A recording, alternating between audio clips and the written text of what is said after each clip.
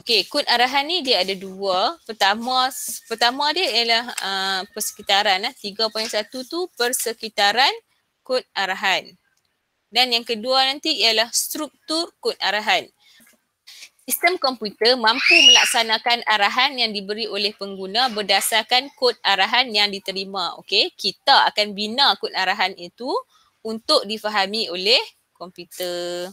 Kod arahan merupakan bahasa komputer yang digunakan bagi memberi arahan kepada komputer terhadap tugasan yang perlu dilaksanakan. Okay, persekitaran kod arahan meliputi perkakasan komputer, sistem pengoperasian serta perisian aplikasi yang digunakan dalam penulisan kod arahan. Perisian.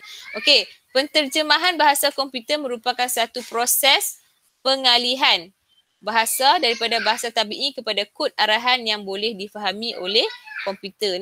Ada penterjemahan bahasa komputer. Terdapat 3 jenis penterjemah iaitu penghimpun atau assembler, pengkompil, compiler dan satu lagi pentafsir, interpreter. Ada 3 jenis penterjemah. Ingat penghimpun, pengkompil dan pentafsir. Okey, jenis data dalam segmen kod. Setiap bahasa pengatur caraan mempunyai satu senarai jenis data. Pengisytiharan suatu pemboleh ubah.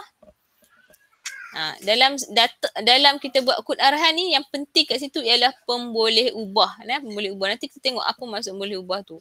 Membenarkan atur cara mengenal pasti kegunaan pemboleh ubah tersebut.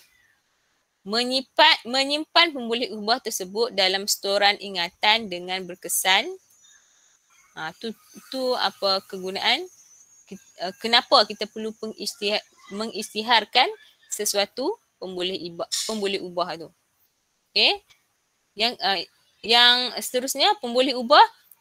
Pemboleh ubah ni ada jenis data adalah jenis data permulaan atur cara. Okey, jenis data permulaan diketahui supaya setiap jenis data dan kegunaannya dapat dibezakan. Okey, jenis data dibahagi kepada 3 bahagian utama. Pertama ialah nombor. Nombor 1, 2, 3, 4, 5 tu. Okey, so tapi ada 2 jenis pula. Nombor ni terbahagi kepada 2. Pertama nombor bulat atau integer daripada negatif. Contohnya negatif 1, kosong. Negatif pun dikira sebagai nombor. Memang nombor juga tu negatif dan juga nombor-nombor bulat lah. Okey, dan satu lagi ialah nombor perpuluhan yang ada titik puluhan tu kan. Okey. So, kalau nombor bulat tu kita panggil sebagai integer, int, dia punya singkatan dia int.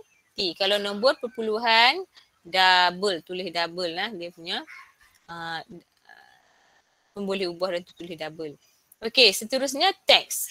Teks pun ada 2 jenis. Pertama aksara, karakter ni. PH7, maksudnya dia adalah huruf ataupun boleh juga simbol, nombor, aksara.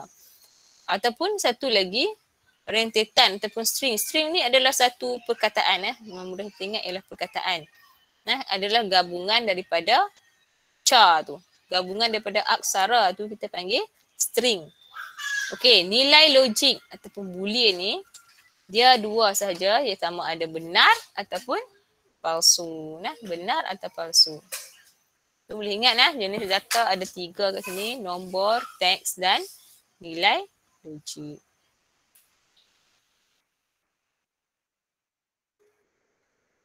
Okay, yang ni dia mungkin dia perincikan lagi. Okey, kalau integer yang kita faham tadi nombor tu kan negatif, kosong ataupun positif tu. Nombor bulat yang tidak mengandungi titik perpuluhan dan pecahan.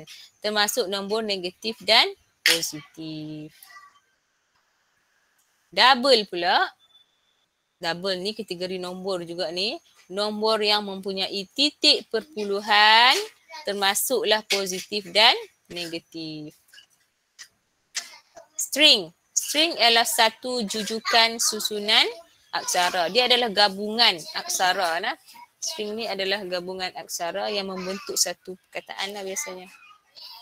Dan aksara ataupun ca terdiri daripada abjad digit, simbol dan termasuk ruang kosong. Ruang kosong pun terdiri space kan, kita space tu pun adalah aksara spacing. Boolean terdiri daripada dua iaitu true atau false. Okey, yang ni lebih lanjut bagi contoh kamu. Okey, yang ni ialah contoh kita guna Python Python. Okey, first number ni ialah apa? First number ni ialah apa? Kita panggil apa? Sejenis pemboleh ubah. Pemboleh ubah pemboleh ubah. First number. Pemboleh ubah ni kita boleh create sendiri. Kita boleh reka berdasarkan keperluan dia lah. Contohnya kita kata nombor yang pertama, kita namakan dia first number. Namakan ni boleh bahasa Melayu ke, bahasa Inggeris ke. Sama dengan int ni apa? Integer. Pandai. Integer ni adalah salah satu jenis data jenis apa? Nombor. Data jenis nombor. Okey. Itu kau faham dah. Kemudian dalam kurungan input, masukkan input. Input ni tulislah kat situ, enter a number between 1 and 100. Berapa? Macam ni je tinggal macam ni je. Okey, second number. Second number ialah jenis pemboleh ubah. Dia masih guna integer lagi. Okey, integer ni nombor, sekali lagi ulanglah sambil tu. Nombor sama ada positif atau negatif, tapi tidak boleh dalam bentuk perpuluhan dan pecahan. Okey, masih lagi input, enter another number between 1 and 100. Print macam ni maksud dia paparkan. Dia akan paparkan macam ni dalam kurungan ni. Double ni maksudnya nombor perpuluhan. Nombor first number. Yang ni kalau dia bagi float macam ni, kita boleh masukkan nombor perpuluhan. Float. Untuk yang kedua pun perpuluhan juga. So, print number macam tadi jugalah. Cuma dia nak tunjuk beza integer dengan double ni dekat perkataan ni.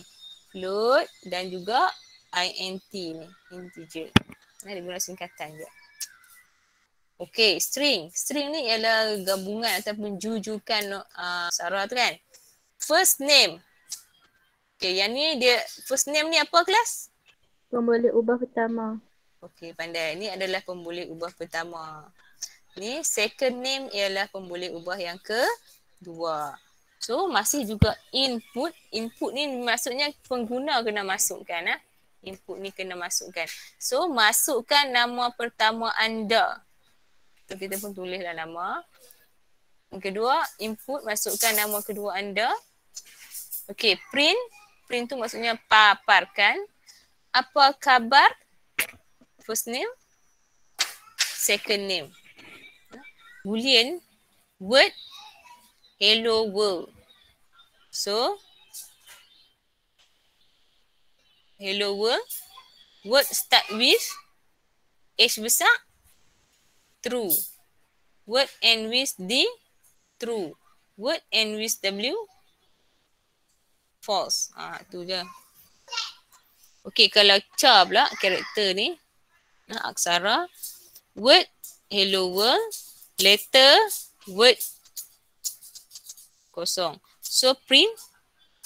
Paparkan. Letter jadi apa? H. Sebab apa? Kosong. Kosong ni maksudnya huruf yang pertama tu. Okay, pemboleh ubah dalam segmen kod. Okay, storan ingatan. Storan ingatan dalam komputer yang digunakan oleh atur cara dan mewakili sesuatu data perlu digunakan berulang kali. Data yang disimpan pemboleh ubah boleh dimanipulasi mengikut kod arahan yang dibangunkan. Semasa penulisan kod arahan, pemboleh ubah yang diisytiharkan akan diberi satu label tersebut. Label disebut pengecam dan disertakan dengan nilai A, str, hello. Kalau A pemboleh ubah, str tu singkatan untuk string. Dia nak buat str tak apa, tak masalah hello. Keluar. Pengisytiharan suatu pemboleh ubah perlu ada pengecam. Tanda sama dengan jenis data str dan nilai dia hello yang ingin disimpan. Syarat pengisytiharan pemboleh ubah hanya boleh mengandungi aksara A to Z atau A besar hingga Z kecil dan digit 0 hingga 9. Harus menggambarkan nilai yang dipegang oleh pemboleh ubah supaya kod atau cara yang dibangunkan dapat difahami dengan mudah. Contohnya dia guna kataan apa tadi ni? First number, second number, yang mudah difahami lah. Tidak boleh dimulakan dengan nombor. Ingat tu syarat dia, tak boleh mula dengan nombor. Tidak boleh ada ruang kosong. Sebab tu kamu tengok tadi first number tadi ni kan. First number tadi ni tak ada space pun kan. Dia straight je. Okey, pemalar dalam segmen kod. Tadi pemboleh ubah Pemboleh ubah ni nama pun ubah. Maksudnya kita setiap kali kita nak buat segmen kod kan. Boleh kita reka sendiri, boleh kita ubah, boleh reka sendiri lah. Tapi kalau pemalar ni memang dia tetap. Dalam pemalar ni maksudnya dia tetaplah menyimpan sesuatu nilai dan menyimpan nilai tersebut dalam ingatan komputer. Nilai tidak akan berubah semasa pelaksanaan atau cara. Biasa digunakan dalam pengaturcaraan yang melibatkan matematik. Di sini perbezaan antara pemboleh ubah dengan pemalar. Okey, kalau pemboleh ubah nilai boleh berubah, pemalar nilai tetap. Yang kedua, pengatur cara boleh mengingat label dan nilai yang digunakan. Pemalar, pengatur cara tidak perlu mengingat label dan nilai digunakan. Pemboleh ubah tiada nilai standard, pemalar nilai yang standard. Maksudnya kat sini kalau pemboleh ubah ni kita yang create kod arahan tu kita boleh faham sendiri, kita boleh ingat sendiri tapi kena ingat. Tapi kalau pemalar ni memang tak payah ingat, memang ada standard macam tu Okay, menghasilkan segmen kod menggunakan fungsi input dan fungsi output. Bahasa pengaturcaraan memainkan peranan penting untuk mengawal dan memberi arahan kepada peranti-peranti lain. Fungsi input dan output merupakan kaedah interaktif yang digunakan dalam interaksi manusia komputer IMK. Fungsi input dan output membolehkan mesej yang hendak disampaikan dan diterima dapat difahami oleh pengguna dan juga komputer. Manusia, perantaraan dia apa? Perantaraan dan komputer. Itulah perantaraan itulah yang kita duduk tengah buat sekarang ni kod arahan tu. Dalam kod arahan tu dia ada input dan juga output. Dan juga komputer pun dia akan manusia bagi ataupun masukkan input pada komputer dan komputer akan menghasilkan output dia. IMK melibatkan cara manusia berkomunikasi dengan komputer. Interaksi manusia komputer IMK. Okey, sikit lagi Okey, input kita tengok input tadi ni kita belajar input dan juga output Fungsi input digunakan untuk mendapatkan data daripada pengguna melalui segmen kod yang dibina.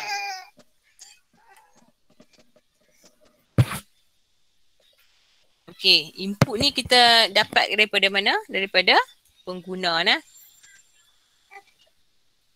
Apabila diaktifkan, pengguna diminta masukkan data dalam atur cara yang dibina.